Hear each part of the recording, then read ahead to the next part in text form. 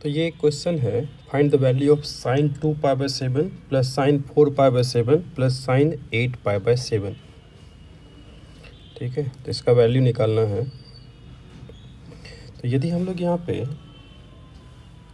Angle देखें तो 2π/7 4π/7 8π/7, मतलब ये AP में एंगल नहीं है, GP में है। देखो एंगल जो है R इन GP।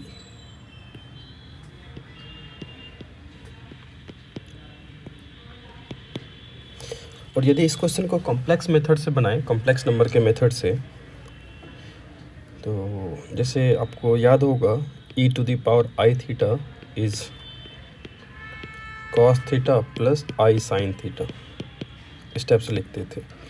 तो साइन 2π/7, साइन 4π/7, साइन 8π/7, मतलब इमेजिनरी पार्ट टाइप का है।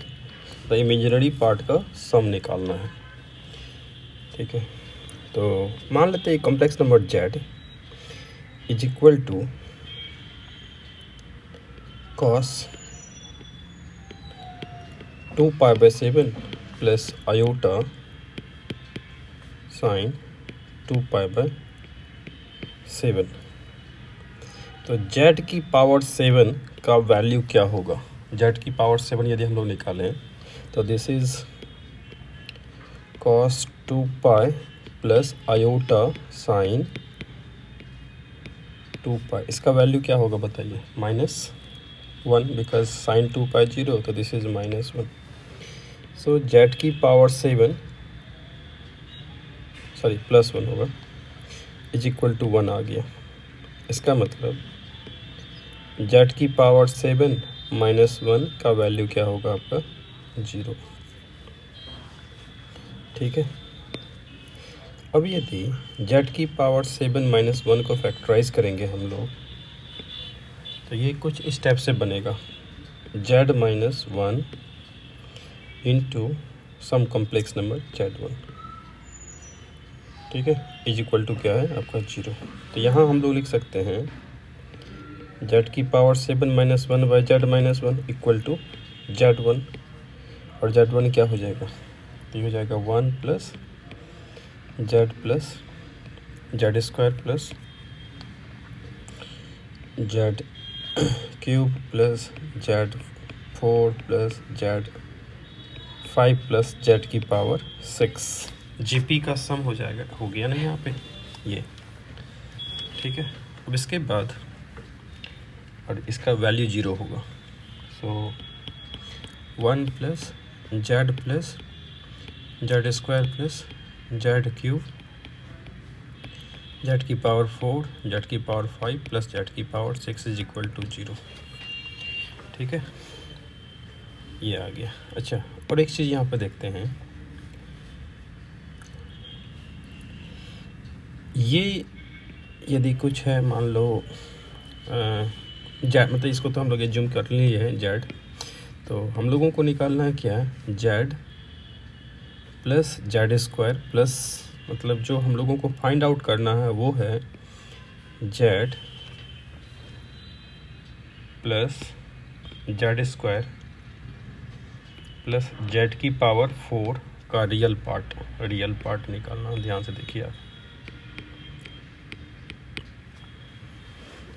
z स्क्वायर अभी हो सकता है आपको नहीं समझ में आ रहा होगा, तो आप इसको ऐसे समझिए, z जो ये है साइन 2π/7 प्लस I साइन 2π/7, तो इसको e⁻I के तरह देखो, तब आपको विजुलाइज होगा। e⁻I इक्वल टू क्या है? cos 2π/7 plus I sine 2π/7। तो e⁻2I क्या होगा? मतलब स्क्वायर करोगे तो ये क्या होगा? cos 4π/7 plus iota sine 4π/7। And तो ये क्या हो गया? दिस इज, ये z है, ये हो गया z square, and e⁻4 iota theta यदि लिखेंगे तो ये क्या होगा? तो ये हो जाएगा आपका cos 8π/7 प्लस आयोटा साइन 8π/7, तो दिस इज जेड की पावर 4। तो हम लोगों को रियल पार्ट बताना है, मतलब Z plus z square plus z की पावर 4 को ऐड करेंगे और उसका रियल पार्ट यदि लिखेंगे, सॉरी इमेजिनरी पार्ट यदि लिखेंगे, that will be sin 2π/7 plus sin 4π/7 plus sin 8π/7, यही निकालना है। ठीक है, तो अब यहाँ से समझिए ये क्या आ गया, इसको क्या हम लोग ऐसे लिख सकते हैं, z plus z square plus z की पावर 4 को एक साथ लिख लिए। अब प्लस क्या बचा 1 plus z cube plus z की पावर 5 प्लस जेड की power 6, this is equal to 0। ठीक है, तो हम लोगों को ये निकालना z plus z square plus z की पावर 4। अब यहाँ पे एक कंसेप्ट समझिए, z plus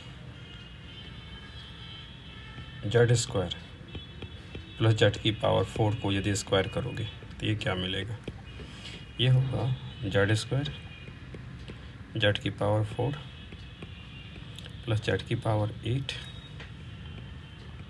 plus 2 Z cube,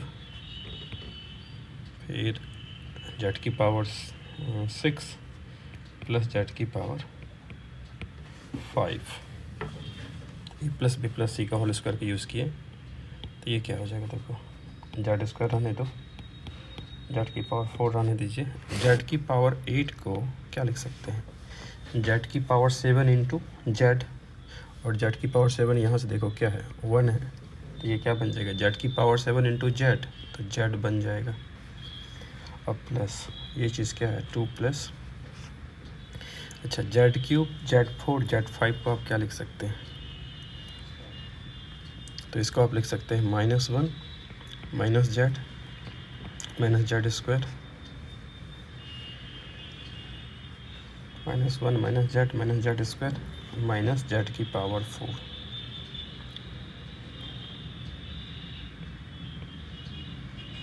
ठीक है, ये कैसे लिखे, तो देखो यहाँ पर कंसेप्ट 1 प्लस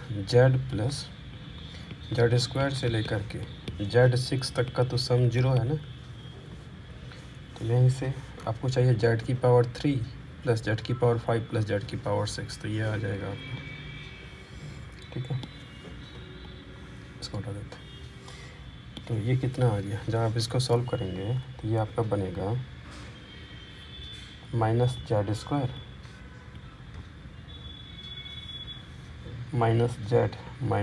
की पावर 4 -2, देख लीजिए एक बार। सो यहाँ से हम लोग क्या लिख सकते हैं, जेड